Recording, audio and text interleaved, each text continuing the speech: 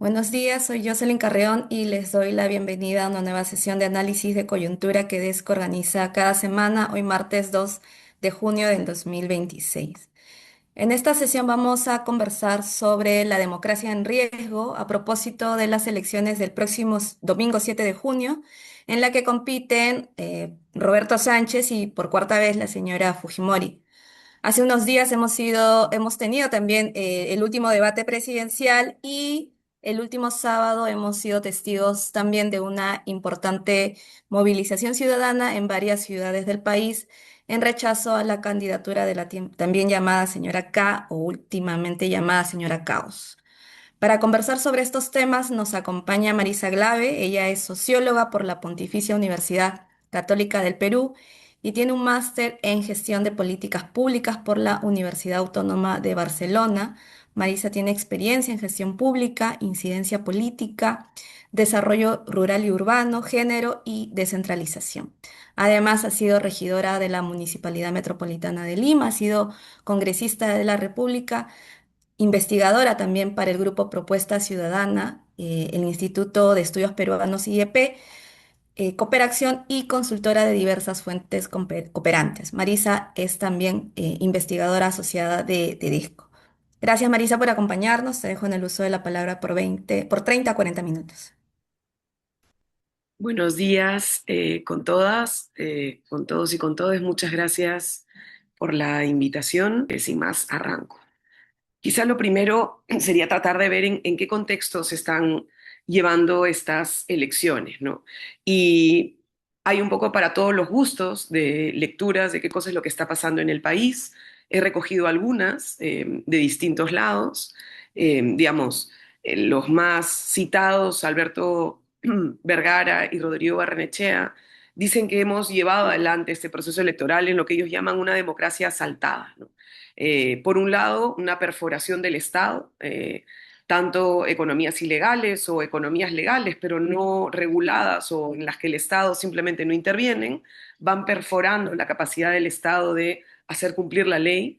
Y por otro lado, una representación política cada vez más vaciada, es el concepto que usan ellos, más desconectada hasta cierto punto de su propio electorado, en vista, según ellos, de unas representaciones cada vez más de corto plazo, de gente cada vez más amateur, que básicamente entra por un interés más personal, evidentemente personal, y no por algo así como un bien común, ¿no? Que ambos elementos generan un escenario de una democracia asaltada.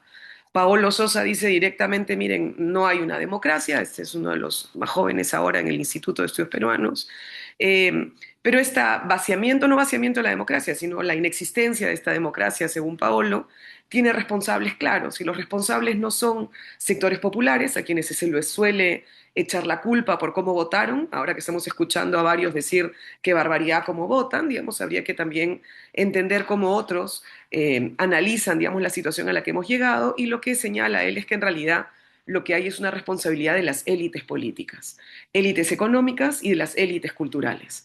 Y que no solamente serían las élites de derecha, dice Sosa, sino que en realidad atraviesa a todas las élites, incluidas las élites progresistas. En otro extremo, Carlos Meléndez lo que dice es en realidad lo que estamos teniendo es una erosión popular, dice Meléndez. Lo que tenemos es que hay un Estado que tiene unas supuestas reglas, pero en las bases de ese Estado, desde abajo, digamos, hay una erosión al supuesto Estado de Derecho, que existía una política de sectores marginales en los márgenes del Estado, pero que ahora están en el centro, digamos, de la vida política, de la vida pública. El tema es que, claro, precisamente esto en algunos sectores ha ido cabida a posibles sectores más bien ilegales. Desde la sociología, Danilo Martuchelli vino además hace relativamente poco al Perú a un debate acá sobre qué cosa es lo que está pasando en el país, y lo que dice Martuchelli es, miren, tenemos que entender la política nacional en un contexto mayor, ¿no es cierto? Él dice, la sociedad peruana se ha quedado sin forma, no tenemos cómo entenderla, no hay un marco de interpretación de la sociedad con los conceptos que tenemos hoy en relación a la economía, y por eso lo que hablamos es la economía informal en grande. Él dice, pero no es solo eso, hay un desborde social, hay un achichamiento cultural y hay una implosión política. Y es estos cuatro elementos combinados los que nos permitirían entender, ¿no es cierto?, la situación de la sociedad peruana, ¿no?, la experiencia peruana, dice Martuchelli. Y Eduardo Bayón, que está acá, habla de una combinación de crisis. Habla de la situación, digamos, de corto plazo, lo que vimos en el gobierno de Boluarte, en el gobierno de Castillo, lo que hemos vivido en el gobierno de Gerí, o lo que estamos viviendo con Balcázar, digamos, son pequeñas coyunturas, coyunturas muy de corto plazo, coyunturas de problemas de crisis de gobierno, pero que se combinan con un problema mayor, que tiene que ver con una crisis de régimen, más de mediano plazo, con el modelo económico y político, ¿no?, de distribución de poder que se instaura con la Constitución del 93, que no se desmonta con la transición y que hoy vemos hacer agua, ¿no es cierto? Pero que se cruza además con un problema mayor, ¿no?, que tiene que ver con la propia República, que tiene que ver con una historia de largo plazo, de larga duración, y que vemos simplemente con cómo incluso la prensa peruana se dirige a la candidata a la vicepresidencia, Roberto Sánchez, ¿no es cierto? Este racismo tan duro, tan violento, ¿no es cierto?, que termina afectando eh, la manera misma en la que nos entendemos como comunidad, ¿no? Entonces, lo que dice Eduardo es claro, hay una dimensión ética en la tarea que se viene por delante, que tiene que ver con la memoria, que tiene que ver con cómo nos entendemos como peruanos o peruanas, una dimensión más estructural, que tiene que ver con las grandes desigualdades sociales, que tiene que ver con la pobreza, y una dimensión institucional, que tiene que ver con la democracia, sí, que tiene que ver con las instituciones que tenemos en el país. En este escenario es en el que hemos llevado adelante las elecciones, no, digamos, no debería extrañar, sobre todo por lo que hemos vivido en los últimos años, que si la satisfacción con la democracia en América Latina está alrededor del 33%, la satisfacción con la democracia en el Perú está en el 10%, ¿no? Estamos al final de la cola en el Latino Barómetro. Y si vemos en relación al apoyo a la democracia, está en 52 en promedio en América Latina. En Perú estuvo en 50, pero hemos bajado a, 20 a 44. Digamos, hay una disminución grande en el apoyo a la democracia. Y en relación a si la democracia es preferible a otro gobierno, acá el tema no solamente es en dónde estamos, ¿no es cierto?, en la tabla, sino cómo hemos ido bajando. Miren, los países con mayor apoyo a la democracia, que han crecido mayor su apoyo a la democracia, México. Y el país en donde menos, no solo no se ha mantenido, sino donde más ha caído el apoyo a la democracia es en el Perú. Pero a pesar de esto, hemos ido a votar. Estos son en gordo, ¿no es cierto? La participación sí subió. En el 2021 hubo una participación de 70%. Ya tenemos al 100% los resultados de OMPE. La participación a la segunda vuelta ha sido de 73,8%. El blanco bajó a 11%. El viciado también bajó. Y esto es un poco lo que nos ha dado el resultado electoral, ¿no? Tenemos un país bien fragmentado. Miren ustedes, Keiko gana, ¿sí? Keiko es la presidenta de la primera vuelta de Tumbes a Ica y en parte de la Amazonía peruana. Pero Roberto Sánchez también es el presidente de la primera vuelta en la zona Sierra Norte, en la Sierra Sur y en otra parte de la Amazonía. Lima también tiene un presidente, Rafael López Aliaga, menos mal ya se le pasó un poco la pataleta. Arequipa tiene su presidente, ¿no es cierto? Jorge Nieto. Y Tacna también eligió un presidente diferente, ¿no? Perdón, Belmont. Entonces, si vemos los resultados, amigas, amigos, amigues, la dispersión es enorme, ¿no? O sea, tenemos un voto altamente fragmentado. La primera vuelta no ha sido una primera vuelta que nos haya dado una elección, comillas, polarizada. No vemos acá dos polos que tengan una alta votación, como la primera vuelta en Colombia que hemos visto, ¿no es cierto? Una extrema derecha con una votación de más de 30% y un candidato de izquierda con una votación de más de 30%. Acá tenemos una candidata representante de la herencia de la dictadura de Fujimori con 14% de voto real, 17 válido, pero voto real 14. Y Roberto Sánchez con 9,9% del voto. Tercer lugar, 9,8%. Cuarto lugar, 9,11%. Quinto lugar, 8,4%. Miremos la distancia entre los candidatos. Es una distancia entre los que superan, digamos, la valla electoral. Es una distancia de 2 puntos, de 1 punto. En fin, es relativamente baja, ¿no? Pero hemos tenido una segunda vuelta muy breve y es lo que nos viene ahora, ¿no? Eh, Keiko Fujimori tuvo una segunda vuelta muy clara. Ella sabía desde el boca de urna que pasaba la segunda vuelta, pero tanto el boca de urna como el conteo rápido generó una situación de una incertidumbre alrededor de quién pasaba para la segunda vuelta en segundo lugar, ¿no? Muchos, me incluyo, teníamos bastante claro después del conteo rápido de Ipsos que Roberto Sánchez pasaba la segunda vuelta. Sin embargo, no es algo que se asumiera socialmente de manera rápida. Y durante varias semanas hemos tenido pues esta especie de drama de López Aliaga, digamos, anunciando incluso violencia física contra el presidente del Jurado Nacional de Elecciones, si es que permitía que Roberto Sánchez ingresara. Eso, desde mi perspectiva, ha dejado en desventaja a la otra candidatura porque ha tenido mucho menos tiempo, ¿no es cierto? Ha sido realmente breve su campaña de segunda vuelta. ¿Qué cosa es lo que ha ido marcando esta segunda vuelta? El antivoto. Miren ustedes, Keiko Fujimori, este es el antivoto de Keiko, empieza con un antivoto de 76%. El duro, duro, 64%. Definitivamente no votaría por ella. Y probablemente no votaría con ella 12%. Total, 78%. Y Roberto Sánchez empezó con perdón, y está terminando con un antivoto 30 puntos por abajo. El definitivamente no votaría por ella pasó de 64 a 44, 20 puntos menos. Y el probablemente no votaría por ella pasó de 12 a 4%, es decir, casi 10 puntos menos. Hay una flexibilización, una tolerancia, un aumento de la tolerancia a la posibilidad del voto por Keiko Fujimori. En el caso de Roberto Sánchez es al revés. Él empieza con un antivoto de 24%, es decir, 17% definitivamente no votaría por él y 7% probablemente no votaría por él. Sin embargo, con un 68% del electorado que no lo conocía, ¿no es cierto? Un margen bastante mayor. Y en la última encuesta publicada en relación al antivoto, su antivoto sube a 47%, casi 20 puntos más que el que tenía antes. 40% definitivamente no votaría por él y 7% probablemente no, ¿no es cierto? Ese es el escenario en el que están ellos en relación al antivoto.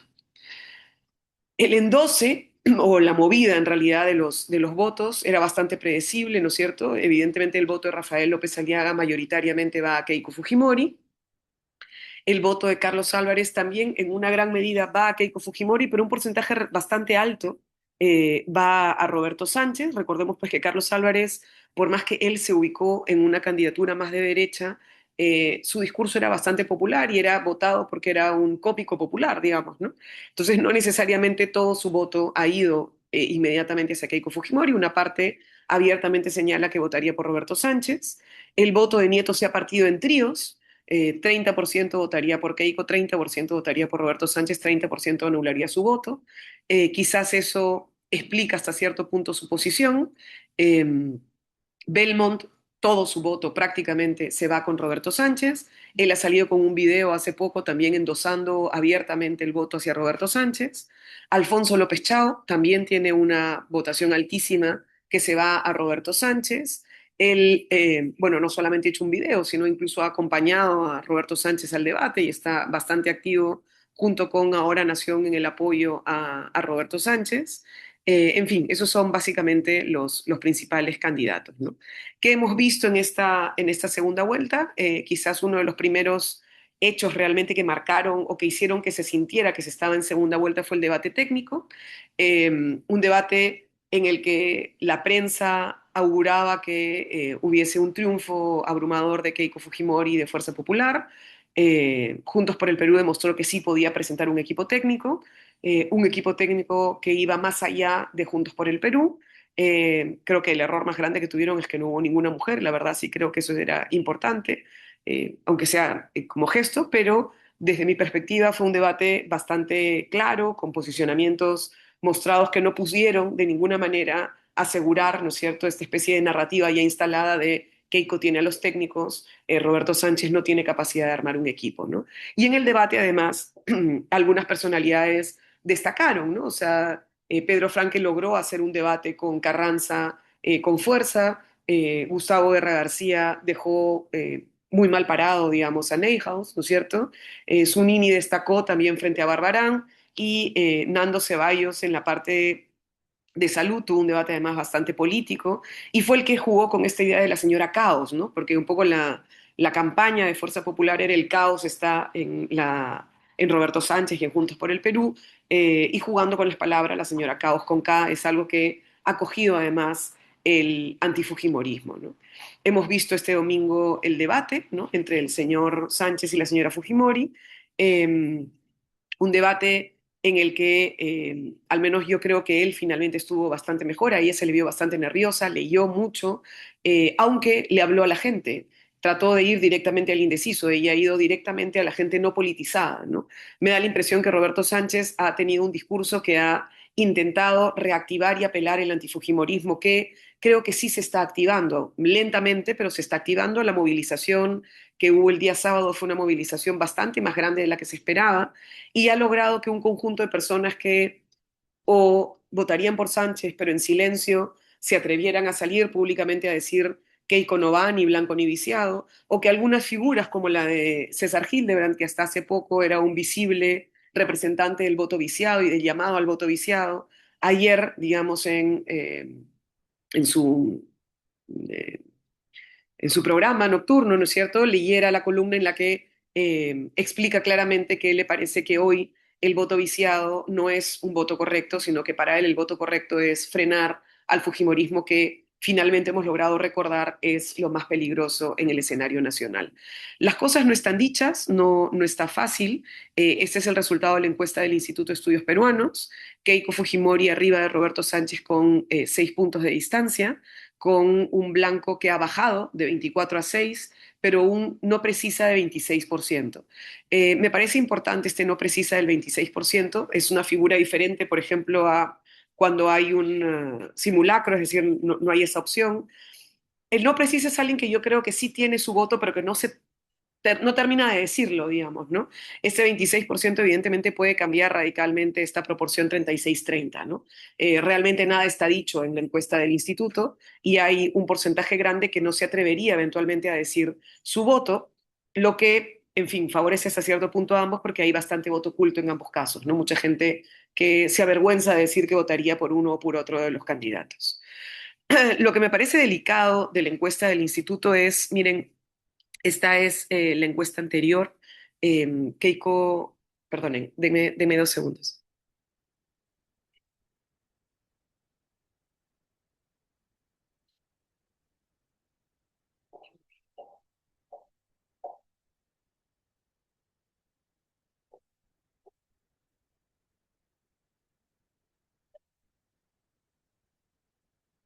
Mil disculpas, se despertó mi hijo.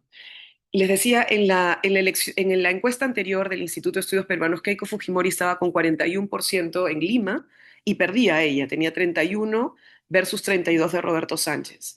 Roberto Sánchez tenía en el Perú rural 34, perdón, 34 en el urbano y 44 en el Perú rural. Si vemos la última encuesta, Keiko Fujimori sube 10% en Lima, en el Perú urbano sube 3%, pero Roberto Sánchez baja en Perú rural.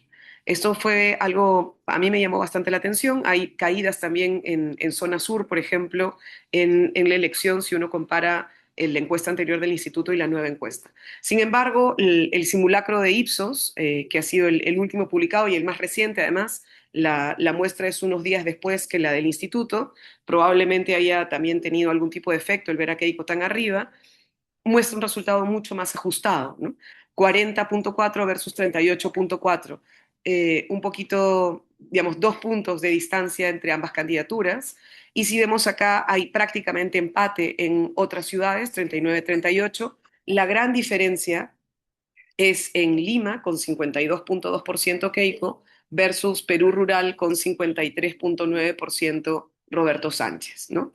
Hay una diferencia, digamos, acá se muestra, si quieren, claramente, hasta cierto sentido, la polarización en esta elección, ¿no es cierto? Acá ya tenemos solo dos candidatos, entonces la sociedad sí se parte hacia estas dos opciones, y podemos ver también movimientos territoriales muy diferentes, ¿no es cierto? El mundo rural abiertamente votando por Roberto Sánchez con 53.9%, y Lima Metropolitana, la capital, 53%, casi 52.2% a favor de Keiko Fujimori, ¿no? ¿Qué cosa es lo que ya está claro? Bueno, el resultado electoral, estos dos que están yendo a elegirse, creo que es importante que veamos qué parlamento enfrentan. Esta es la Cámara de Diputados, según los últimos datos, todavía falta un poquitito, pero más o menos esto es. Digamos, desde el espacio castillista, más de una izquierda más populista, se asume que Obras y Juntos por el Perú te dan una especie de trabajo mucho más articulado.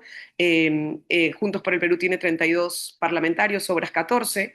En el otro extremo, de populismo de derecha, el fujimorismo y Renovación Popular, y además de un sector bastante autoritario, tenemos a Fuerza Popular con 39 y a Renovación Popular con 16, con lo cual finalmente ya sea el centro derecha o el centro izquierda, los sectores supuestamente democráticos, progresistas, unos más a la izquierda en Ahora Nación, otros más a la derecha en Buen Gobierno, están, digamos, casi como el fil de la balanza de este escenario, ¿no? En relación a algunos temas como la agenda de género, los temas de pueblos indígenas y los temas que han tenido que ver con el famoso pacto, ¿no es cierto? Hay que recordar que hasta cierto punto el sector castillista con el sector fujimorista tuvieron una relación en su momento en el Congreso pasado, y lo más peligroso es que eventualmente ellos pudieran retomar, digamos, una agenda conservadora, ¿no? Ojalá esto no se produzca, digamos, en este escenario, tomando en consideración el resultado que vaya a salir. En el caso de la Cámara de Senadores es así, acá se ve un poco más grande la fuerza del fujimorismo en comparación al sector más castillista. Sin embargo, digamos, está partido a la mitad hasta cierto punto si tomamos en consideración a los progresismos. Habrá que ver eventualmente qué cosa es lo que va a pasar con esta bancada. A mí me parece en todo caso que ya sea en el escenario de la Cámara de Diputados o en la Cámara de Senadores, la que se presenta con mucho más poder y por tanto con mucho menos posibilidad de tener algún tipo de contrapeso de parte del Senado o de la Cámara de Diputados es la señora Keiko Fujimori, ¿no? Si es que vamos a tener un análisis de quiénes son los que asumen, o sea, acumularían un poco más de poder, ¿no? Este es el análisis del IEP. Ha salido, están tratando de hacer un poco el quién es quién sobre quiénes son las personas que están en la bancada de Juntos por el Perú, ya que tenemos ahora a este candidato entrando, digamos, en el caso de Keiko Fujimori no es necesario, ¿no? El 90% son 100% fujimoristas, pero saber quiénes están con Roberto Sánchez y cómo se distribuyen es algo importante, digamos, hay lo que llaman en el instituto, eso es una cosa que ha trabajado Paulo Vilca, es en el mundo más castillista estaría la familia de Pedro Castillo, ¿no es cierto? El hermano, uno de el senador más votado, la sobrina política, Jennifer Paredes, son como los dos más visibles, digamos, cercanos a Pedro Castillo. Sin embargo, también están quienes provienen, digamos, del magisterio, Iber Maraví, Moisés Chipana y Andrés Ramos, son, digamos, en el espacio de senadores los más cercanos a este bloque, y en el caso de los diputados, Amalia Palomino, César Tito y Alejandro Munaya, ¿no?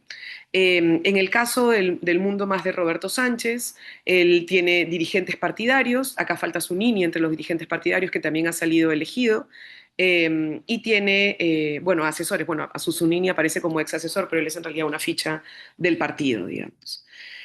¿Qué agenda hay urgente? Y creo que es importante recordarla en este escenario de segunda vuelta.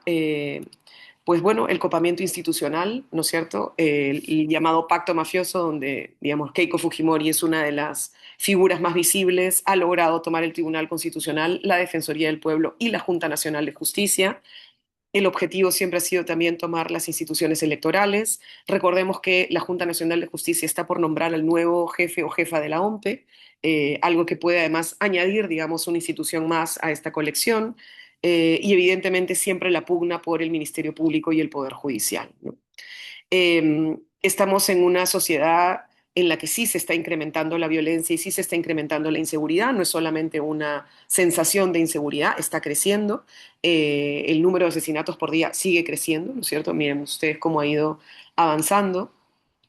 Tenemos un escenario de inseguridad alimentaria real. Perú aparece en la región como uno de los países con más alta inseguridad alimentaria, que quiere decir que hay gente que no come o que no come los 3 alimentos al día o que deja de comer para que alguien en su familia coma. Ese es mucho el caso de las mujeres que dejan de comer para que sus hijos coman, ¿no es cierto?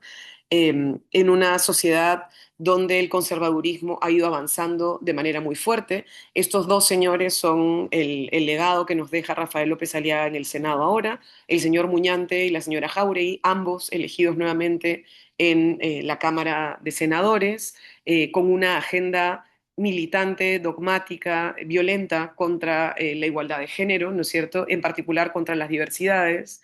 Se enorgullecen, digamos, de pedazos de piezas normativas que son absolutamente violentas y que son un problema serio para las niñas, niños y niñas en el país, ¿no? Tenemos un tema en relación a la minería ilegal y al control del territorio. Es parte de la agenda que hay que discutir. Los territorios con minería informal o minería ilegal en el Perú han ido creciendo. Acá hay una diferenciación, me parece importante, que han trabajado también Paulo Vilca, eh, sobre cómo estos fenómenos son diferentes, a pesar de que incluso en el discurso ahora también lo hemos oído, ¿no? En el discurso de segunda vuelta todo se termina encasillando en un solo fenómeno. Son tres fenómenos diferentes, ¿no? La minería informal, la minería ilegal y la minería abiertamente criminal, ¿no es cierto? Y las tres requieren estrategias y respuestas del Estado diferentes, que no hemos oído en todo caso, incluso en este debate que está pues tan cerrado, ¿no? No nos olvidemos de la ley antiforestal, uno de los temas graves. En el debate técnico, el equipo de Roberto Sánchez señaló con claridad que derogaría esta ley antiforestal, ojalá sea real, es una amenaza seria a los bosques de la Amazonía peruana, pero con esto ya termino. El problema más de fondo sigue siendo la pobreza y la desigualdad en el Perú, ¿no? Este es el último dato de INEI sobre pobreza. Ha bajado un poquito, digamos, un poquito menos de un punto, perdón, un poquito menos de 2 puntos entre el 2024 y el 2025 la pobreza general. Eh, Sin embargo, si la comparamos con el 2019, ¿no es cierto?, antes del COVID, igual estamos hablando de más de 2,3 millones de peruanos y peruanas que han caído a la pobreza, ¿no es cierto? Desde que se instaló el COVID en nuestro país, no hemos logrado recuperar que 2 millones de peruanos y peruanas vuelvan, ¿no es cierto?, a estar por lo menos en una situación de vulnerabilidad y no en una situación de pobreza. Sin embargo, el cambio es sobre todo urbano. Miren ustedes, entre el año pasado, 2024, perdón, entre el 24 y el 25, en la última medición, la distancia en la pobreza urbana ha caído solo 1,4%. Ojo con eso. Y si la comparamos con la pobreza antes del COVID, ¿no es cierto? La pobreza urbana era 14,6% y la pobreza hoy urbana es 23,4%, casi 10 puntos más de pobreza urbana. En cambio, en el espacio rural, la pobreza sigue siendo mayor, sí, 35,5% de peruanos y peruanas en situación de pobreza en el mundo rural. Sin embargo, si la comparamos con la prepandemia, en el espacio rural sí hay una disminución de casi 5 puntos entre el 40,8% y el 35,5% de la última encuesta, ¿no? Esto nos debe llamar también a la reflexión sobre un nuevo tipo de pobreza, ¿no es cierto?, que vivimos ahora en el país. En fin, en ese escenario es en el que nos vamos a elecciones. Gracias. Gracias, Marisa, a ti por tan clara y detallada exposición que también nos da cuenta de todo el camino que hemos seguido, ¿no? Hacia estas elecciones de 2026 y, bueno, más precisamente hasta esta segunda vuelta. Entonces, ahora es momento que quienes nos acompañan en sala puedan también hacer uso de la palabra para poder sumar a la reflexión con sus comentarios, sus preguntas. Pueden también levantar sus manos y o escribir por el chat si tienen alguna dificultad. No olviden, por favor, prender sus cámaras si es que también les es posible para poder vernos. Sí, Armando, adelante. Gracias, Jocelyn. Bueno, me lanzo al ruedo. Gracias, Marisa, por una muy interesante presentación. Yo me quedaba un poco con lo de tu última lámina sobre el tema de la reducción de la pobreza rural frente a la pobreza urbana y obviamente hay múltiples explicaciones que pueden incidir, ¿no?, en estos resultados dentro de todo lo negativo en donde aparentemente el sector rural tiene una ventaja y ha tenido una evolución más positiva. Y yo me preguntaba cuál ahí podría ser el impacto, ¿no?, de las economías ilegales, fundamentalmente la minería, que más allá de todos los temas críticos y válidos, ¿no?, en términos del impacto social, el costo ambiental y otros, hay también un creciente reconocimiento de que finalmente han beneficiado a la población, así no guste, ¿no? Es decir, han movido dinero, chicos, los jóvenes que antes no tenían posibilidades, ahora van y trabajan en los lavaderos y sacan jornales que en su vida habrían soñado tener. Obviamente no es una situación ideal, pero que de todas maneras ha dinamizado y revitalizado muchas zonas rurales del país. Entonces yo me pregunto si eso no es justamente uno de los factores que están impulsando esta reducción en la pobreza rural. Y no digo que legitime a las economías ilegales, pero que sí nos obliga, ¿no?, a tener una lectura que vaya más allá, digamos, de los parámetros legales, de los parámetros, digamos, convencionales, de no, esto está mal, y tratar de pensar en, digamos, cuáles son las salidas a futuro, finalmente, ¿no?, que den una sostenibilidad y, digamos, una coherencia económica y social, finalmente, que se hace frente, ¿no?, a estos fenómenos que no se van a ir, ¿no? Lo dejo ahí. Gracias. Gracias, Armando. Marisa, ¿te parece si recogemos las intervenciones? Está bien. Yolanda, adelante. Sí, muchas gracias, Maritza.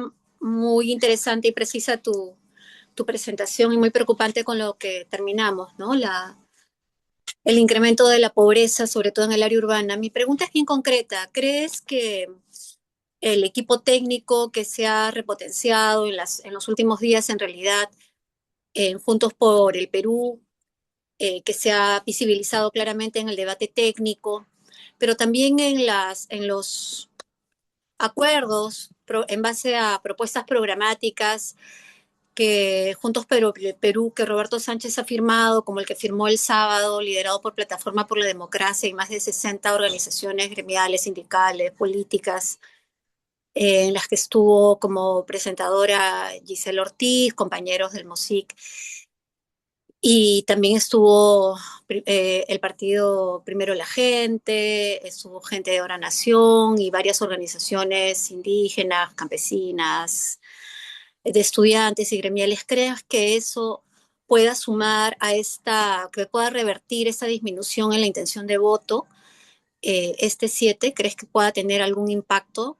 Por otro lado, compañeros, compañeras que se han sumado a la campaña de Juntos por el Perú y a su equipo técnico, como Gustavo Guerra García, Pedro Franque, y otros que han estado viniendo, dando entrevistas como voceros. ¿Crees que eso pueda revertir de alguna manera la intención del voto? Gracias. Gracias, Yolanda. Eduardo, adelante. Gracias. Gracias, Marisa, por la presentación. Yo quiero tirarte 4 puntos adicionales para que los comentes en la mesa. Uno primero tiene que ver con el escenario internacional y con el papel de Estados Unidos, que es indispensable considerar. Papel sobre el cual ninguno de los dos candidatos ha profundizado, aunque claramente Juntos por el Perú lo ha puesto en la mesa, tanto en el debate del equipo técnico cuanto en el debate de los candidatos, por lo menos en una frase, ¿no es cierto? Y planteando la complejidad futuro de las relaciones Estados Unidos-China. Ya, pero yo me refiero, más allá de eso, que es importante, al papel del mundo Trump en el proceso electoral. Recordemos que en la primera vuelta, el domingo, del tema fraude, a las 9:20 de la mañana empezó el bombardeo en Twitter, que venía de afuera, y una de las direcciones que fue parte de un bombardeo que llegó a tener 100.000 mensajes por hora. Era un abogado que se llama Martín de Luca, miembro del Trump Media Group, asesor de Jair Bolsonaro y socio vinculado al estudio de abogados contratado por la municipalidad de López Aliaga para mirar el tema de los peajes. Y ese elemento hay que considerarlo vistos los resultados electorales en Colombia y vistos los problemas, pasó en Chile ya, y en Colombia, de las sorpresas a partir de las encuestas. Entonces, me gustaría una reacción tuya frente a ese primer tema. El segundo, las Fuerzas Armadas. en un contexto en donde se han multiplicado los pronunciamientos de los oficiales mayores retirados y de los actuales congresistas eh, cada vez más duros, con Montoya a la cabeza pronunciándose sobre lo que está ocurriendo, ¿no es cierto? En un escenario, entonces ahí viene la tercera cuestión, en donde algunos, yo entre ellos, estamos convencidos que antes de la medianoche del domingo, las voces de fraude van a salir en primer lugar desde el Fujimorismo.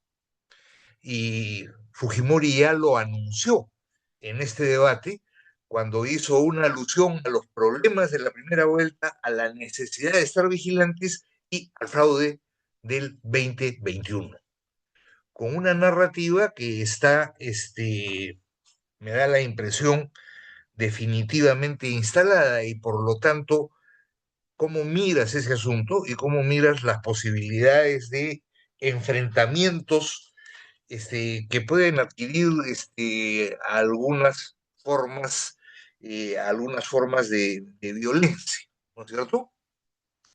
Y finalmente, el asunto de la supuesta caída de Sánchez en la intención del voto rural, ¿no es cierto?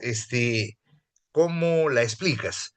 Y por qué la diferencia entre la encuesta del instituto y, digamos, la simulación de voto de Ipsos Apoyo, habiendo entre un trabajo de campo y el otro menos de una semana de diferencia. ¿Y la explicación es una explicación más estructural o es más bien una explicación metodológica? ¿No es cierto? Y en esa explicación metodológica, y dejo clarísimo que no pienso mal del instituto, eventualmente alguna de las partes ya queda claro de quién pienso mal, en fin, juega con el margen de error que no es nunca el mismo en todos los territorios. Eso, muchas gracias. Adelante, Marisa. A ver, minería informal y reducción de la pobreza, claro. O sea, digamos, miremos Madre de Dios, Ica, evidentemente, en el caso de Ica no solamente es agroexportación, ¿no? También hay ahí corredor de minería. Entonces, hay evidentemente un impacto, ¿no es cierto? Y hay un impacto además en la microeconomía. O sea, a diferencia de la gran minería o la minería formal, digamos, que aporta al PBI, a la macroeconomía, ¿no es cierto? La minería informal es una minería además que da mucha mano de obra, es altamente demandante de mano de obra, impacta directamente y además en algunos territorios, porque creo que acá también hay que hacer una diferencia, insisto, entre minería ilegal, ¿no es cierto?, y la minería informal. Digamos, hay minería en zona de Amazonía que también tiene impacto económico, es evidente, pero que es una minería que está en un territorio en el que, en teoría, no debería estar, ¿no es cierto? Y ahí hay un conjunto de problemas adicionales. Pero luego hay una minería que, como dice Propuesta Ciudadana, está informalizada. ¿En qué sentido? En que es una minería que sí podría realizarse en otro contexto si es que no fuera que en ese territorio hubiera una concesión. Y entonces tenemos acá un problema adicional que tiene que ver con cómo funciona la política de concesiones en el país, ¿no? Pero en varios territorios, eso es una cosa que ha salido nuevamente en el estudio de propuesta, acá yo haciéndole propaganda a propuesta, que podrían descargar y pueden mirar, y ahí seguro lo has visto tú, Armando, como en algunos territorios, como en Apurímac, por ejemplo, parte de la minería paga una especie de bono social, o sea, terminan teniendo pactos con alcaldes distritales o con autoridades comunales y entonces definen qué tipo de proyecto van a financiar y financian un puente, financian una mejora de un camino rural, financian una posta, en fin, además de generar un ingreso, ¿no? Entonces, eh, el tema de fondo, cuando Desco invitó, me acuerdo ¿cómo se llama este compañero ecuatoriano? Se me acaba de ir su nombre, que estuvo hablando sobre los temas de las economías ilegales en el Ecuador, eh, nos planteaba y decía claramente, uno de los problemas más grandes en general tiene que ver con el impacto social y la legitimidad social de muchas de estas economías, ¿no es cierto? Porque evidentemente pues mejoran o cambian en algunos territorios, sin dejar de lado que hay un conjunto de problemas adicionales, trata de mujeres, trata de niños, problemas serios de explotación. Eso no estamos hablando de paraísos, ¿no? Pero sí es verdad que dinamizan economías, ¿no? Y en algunos lugares han terminado siendo territorios mixtos. A Yolanda, bueno, yo creo que está revirtiendo, o sea, sí creo que hay, eh, digamos, un dato, medio anticipándome a una de las preguntas de Eduardo, de diferencia entre la encuesta del instituto y la encuesta de Ipsos, hay también un tema de días, ¿no? Si bien son pocos, igual son días que han aumentado, digamos, la posibilidad de que haya gente que se anime también a cambiar su voto. Creo también que la certeza, digamos, de tener a Keiko Fujimori como presidenta ha hecho que mucha gente también decida cambiar su voto, que estaba planteándose viciar el voto y que decida, bueno, esto no, ¿no es cierto? Porque viciar el voto en un escenario en el que eventualmente gana Roberto Sánchez es una cosa, y otra cosa es viciar tu voto en un escenario en el que gana Keiko Fujimori. Para algunas personas que sentían hasta cierto punto que no querían votar por uno o por otro, asumiendo hasta cierto sentido que eventualmente él ganaría la elección. Yo sí creo que la aparición del equipo técnico está ayudando a que mucha gente se anime.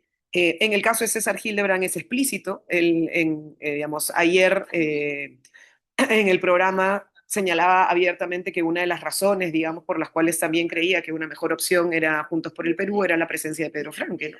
Entonces creo que sí, esto ha ido moviendo hasta cierto punto, ¿no? Igual no sé cuánto los acuerdos programáticos con las otras fuerzas políticas lo esté moviendo tanto.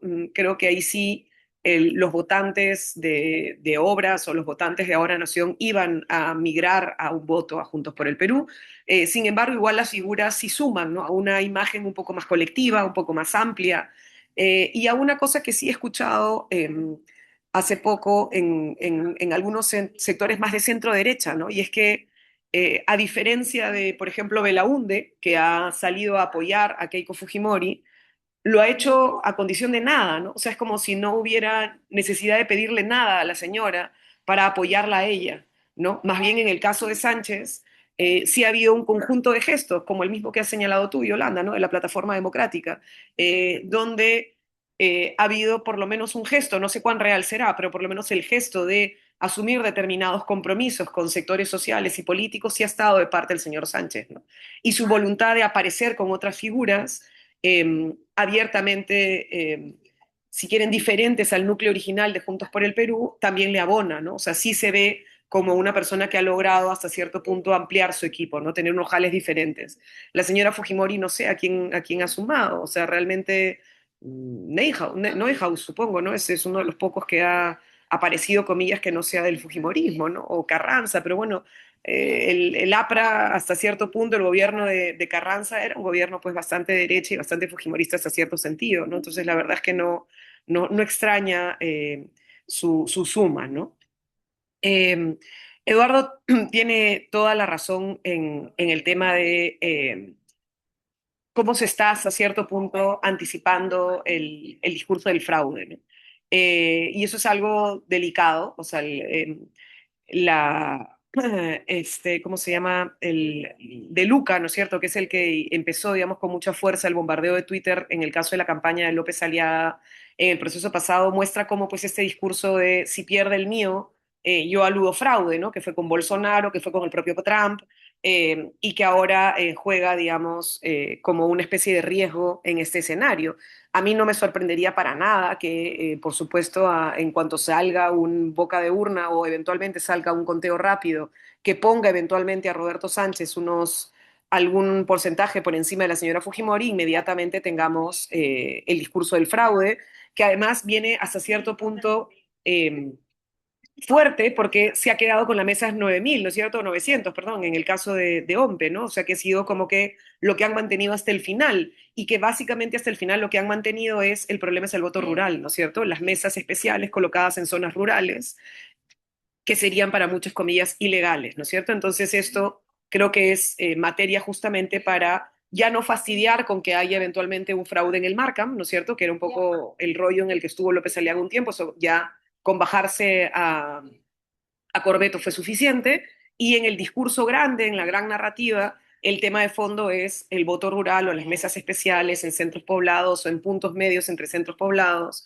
que alentarían o promoverían algún tipo de fraude, ¿no? Entonces yo no me extrañaría para nada que el trumpismo, ¿no es cierto?, apoye a Keiko Fujimori en una lógica de alentar a un discurso del fraude, ¿no es cierto? Y habrá que ver qué cosa va a hacer el Jurado Nacional de Elecciones, porque la señora Fujimori en el debate no solo advirtió la posibilidad de un fraude, sino que saludó al Jurado Nacional de Elecciones en su decisión de ampliar la elección en horario, hacer una elección complementaria el día siguiente, todas estas medidas absolutamente irregulares, ¿no es cierto?, que no debieron haberse tomado porque la norma no lo permite. Y por fuera de la norma el jurado actuó, ¿no es cierto? Entonces ella hasta cierto punto está saludando que el jurado actúe más allá de la norma, ¿no? Que creo que es una manera también de alentar a decir, bueno, hasta acá nos tienen que apoyar. Y siempre en el Perú, pues un discurso de las Fuerzas Armadas, sobre todo de ex figuras notables de las Fuerzas Armadas, en una elección donde además nos estamos jugando un tema de memoria muy fuerte, ¿no? Rospigliosi ha sido el abanderado en este Congreso y este Congreso en particular de un conjunto de normas de impunidad que han ido hasta cierto punto garantizando impunidad para varios mandos militares y para varios que están presos la expectativa de salir, ¿no es cierto? Por digamos, el desconocimiento de los procesos que han llevado adelante. Entonces, también es real que ese es un actor, ¿no es cierto?, que siempre está ahí latente y que tiene un interés concreto que avance en esta política de impunidad en la presidencia, ¿no? Yo creo que hay un tema metodológico en la diferencia entre, dos temas metodológicos en la diferencia entre Ipsos e IEP. Uno es, simulacro es diferente de encuesta. En simulacro tú tienes solamente el papel, ¿no es cierto? Y tienes las opciones para marcar, no hay más. En cambio, en la encuesta del instituto figura también la posibilidad del no precisa. El no precisa es, mire, no le quiero contestar. Y finalmente, o no, mire, no sé, o no, no preciso, ¿no es cierto? O sea, hay una alternativa que no tienes a la hora en la que tienes la cédula. En la cédula o tachas la cédula o la dejas en blanco o marcas por algunas de las opciones, ¿no? Una persona no precisa que se enfrenta a la cédula puede finalmente terminar marcando Sánchez o terminar marcando Keiko Fujimori, ¿no? Entonces creo que ahí hay una diferencia grande en el número entre ambos, ¿no? Y en el caso del rural también hay un tema pues con las encuestas telefónicas, ¿no? Que si bien el instituto tiene una muestra mucho mejor, yo creo que es mucho más amplia, tiene más de 150 territorios que son consultados. En el caso de Ipsos, el cara a cara en el mundo rural también tiene un peso, ¿no? Entonces creo que ahí hay un tema grande, ¿no? En fin, que son los temas que yo diría. Y también el tema de la distancia. Beto. Gracias, Marisa. Beto, tienes la palabra. Sí, tengo, no sé si una o dos preguntas, ¿no? A mí me extraña en primer lugar la performance. El debate me pareció malo, ¿no? Sinceramente muy malo, ¿no? Pero lo que me extraña es esta idea o este comportamiento de Keiko tan suavecito, digamos, no más allá que pueda haber dicho tales cosas. ¿Sí? Es decir, no se confrontaba con, con Sánchez. Muy poco, ¿no? Lo de, bueno, el Montábaro, pero no ha entrado ni siquiera a una especie de ferro anticomunismo, ¿no? Como uno piensa. Entonces, la pregunta que yo me hago es ¿por qué Keiko ha tomado esa decisión? Porque esa decisión no es gratuita. ¿Por qué cuando, digamos, Sánchez hablaba de papas, ella salía de camote, o sea, en el sentido que frente al ruido político, yo voy a hacer posta, yo voy a hacer esto, yo voy a hacer lo otro, etcétera, etcétera, etcétera. Entonces, lo que pienso a veces es que eh, hay que partir de la idea qué cosa qué cosa está en juego, o sea, qué sector está en juego. No hemos logrado saber, digamos, más allá, a través de, ha crecido las manifestaciones, en fin, porque los datos estadísticos no son tan claros al respecto de eso, ¿no es cierto? Porque, o sea, mi impresión es que Keiko no ha querido polarizar con Sánchez, porque tiene un electorado posible, está cansada de la polarización. O sea, y eso me parece una posibilidad. O sea, ya, no quiere más broncas y etcétera, etcétera, como está teniendo el Perú. Entonces, por lo tanto, lo mejor me comporto como yo quisiera. O sea, claro, suavemente, amenazo un poco, porque fíjate, eh, ¿qué le ha podido decir a Sánchez? A ver, ¿quién va a dirigir tu Consejo de Ministros? ¿Pedro Castillo, como dijo hace poco un personaje ligado a Pedro Castillo? ¿O tú? Pues, con lo cual podemos unir el problema de Castillo con el problema de Sánchez. Pues, entonces, me parece que muy demasiado obvia la torpeza de la presentación de, de, de Keiko, ¿no? Entonces, en fin, yo creo que nos falta mucha información, o sea, cómo van a votar, cuáles son los bolsones, etcétera, etcétera, me parecen fundamentales. Pero, y lo último es que, y lo segundo, pues, no sé si estamos llegando al final, no sé si al final, pero podríamos estar llegando también al final, o una especie de derrota del antifujimorismo. Porque si no se escapa la posibilidad de que gane Keiko, ¿qué va a pasar si gana Keiko con el antifujimorismo? ¿Cómo se va a comportar? ¿No es cierto? Entonces, me parece, no todos los datos indican que tendría más posibilidad de ganar el Keiko, ¿no es cierto? Entonces, yo también me hago la pregunta, ¿qué pasa si gana Keiko con el antifujimorismo? ¿Y cómo se va a comportar la izquierda, etcétera, etcétera, con el antifujimorismo? Esas son mis dos preguntas. O sea, la primera, la necesidad de una tranquilidad que ha planteado Keiko en su participación. Y la segunda, ¿qué posibilidades representa el triunfo de Keiko y la derrota del antifujimorismo? Porque, como nunca, en mi opinión, se ha expresado un antifujimorismo radical. No sé si hay una tensión abajo, ¿no? Y que me parece ya exageradamente, o sea, como dijo un colombiano, ahora que se ha hablado desde Colombia, acá uno se mueve entre el miedo y el odio, ¿no es cierto? Y que termino con otra reflexión. Lo de Colombia me parece extremadamente grave. Y yo creo, como bien ha recordado Bayo, que Estados Unidos sospecha que va a hacer lo posible y acaso lo imposible para que Keiko gane, porque no puede dejar suelto al Perú, aunque poco importa, pero más aún utiliza lo de el puerto, qué sé yo, ¿no? Entonces, eso sería mi reflexión. Y gracias, Marisa, nuevamente por tu ordenada intervención, realmente, ¿no? Buenos días. Gracias, Beto. ¿Alguien más que quiera hacer uso de la palabra en este momento? Simplemente poner un tema que, en fin, tiene que ver con lo que ha dicho Beto para que Marisa lo desarrolle, y es el antifujimorismo, porque me da la impresión que lo que ha ocurrido alrededor del segundo debate es que desde Juntos por el Perú, con inteligencia, se ha activado el antifujimorismo.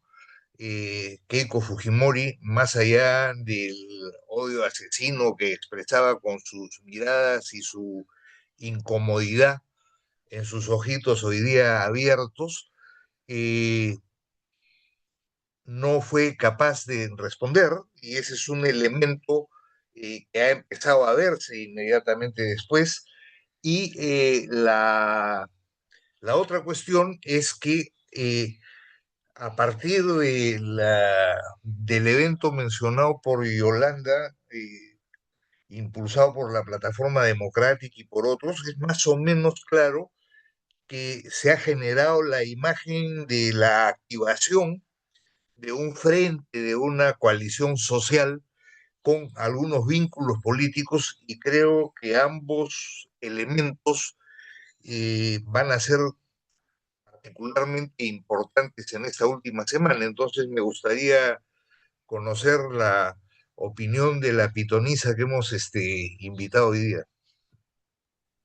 Gracias, Eduardo. Marisa, adelante. A ver, ¿por qué Keiko ha estado como ha estado en el debate? La verdad, Beto, creo que, digamos, me voy a animar a especular, porque a ciencia cierta no lo sabremos, ¿no es cierto? Eso dependerá de ella y del equipo de estrategia que ha tenido, pero a mí me da la impresión que ella está queriendo jugar a,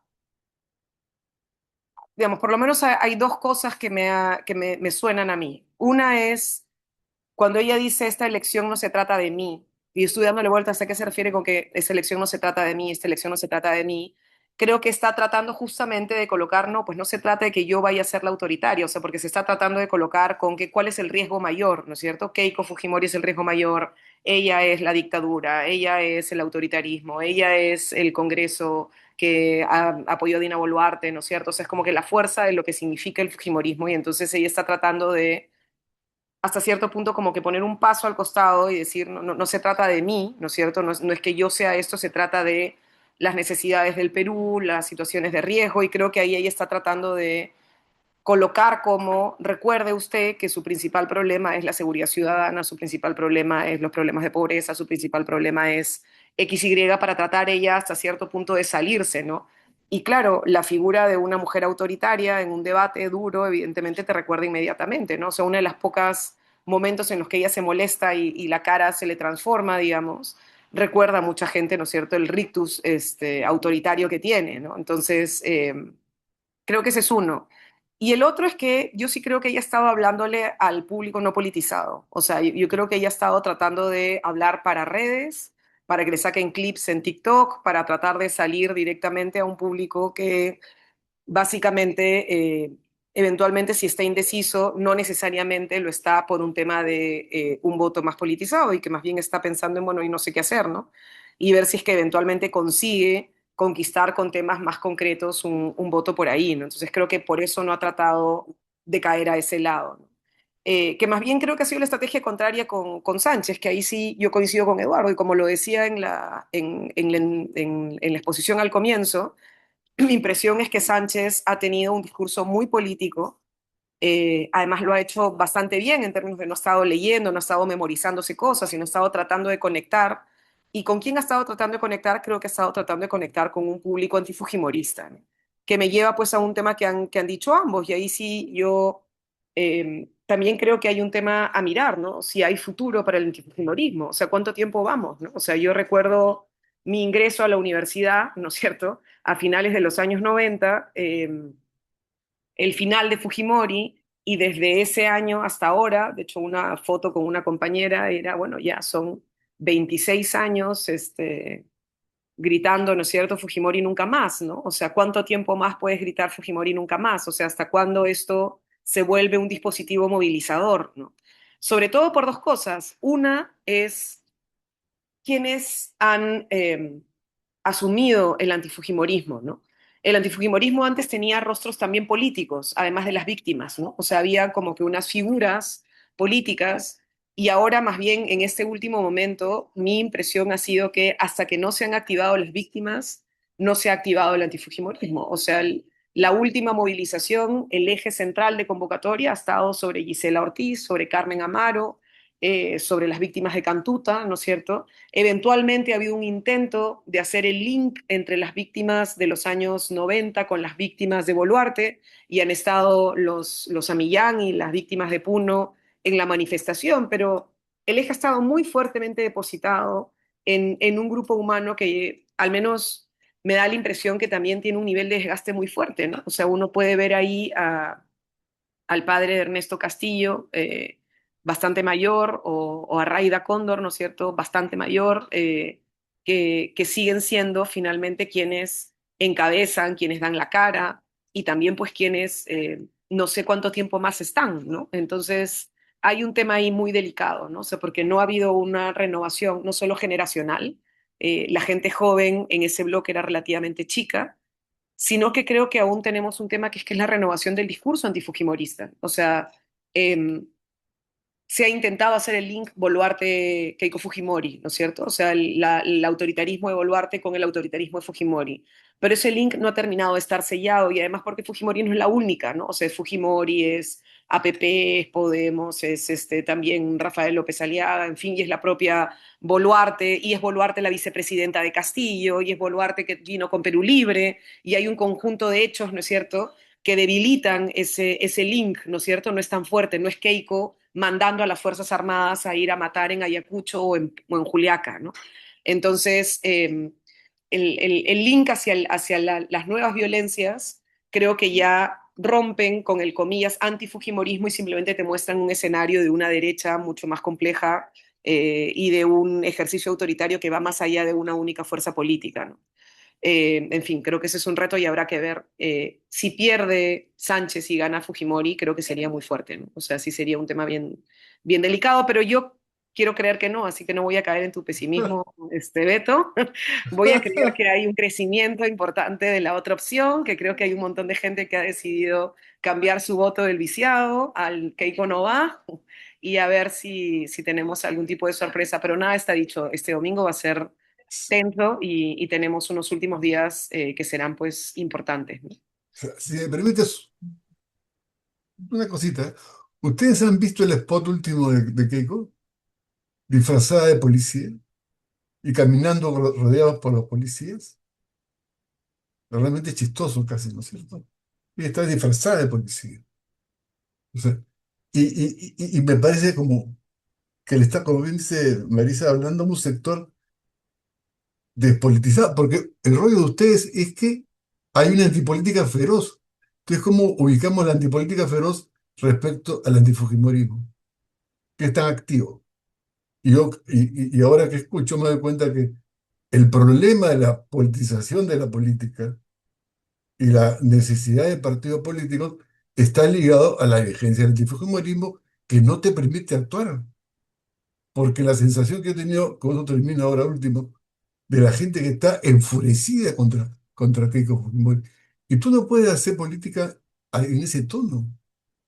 O sea, me parece que creo que hay un problema que hay que resolverlo. Como bien dices tú, no puedes estar 25 años con el mismo rollo.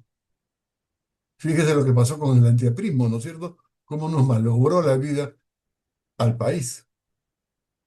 Entonces yo, con lo cual no quiero decir que hay que votar por Keiko, sino que me parece que hay que Aclara el comenzar voto, a... Adrián, aclara el voto. que yo voy a votar por Sánchez. O sea, además, confieso que dudo porque no confío en Sánchez porque yo he sido muy amigo de Sánchez. Muy amigo de Sánchez. Entonces, lo que quiero decir es que me parece que estamos frente a ese problema que hay que plantearse otras cosas nuevas. No podemos ir con el antifujimorismo.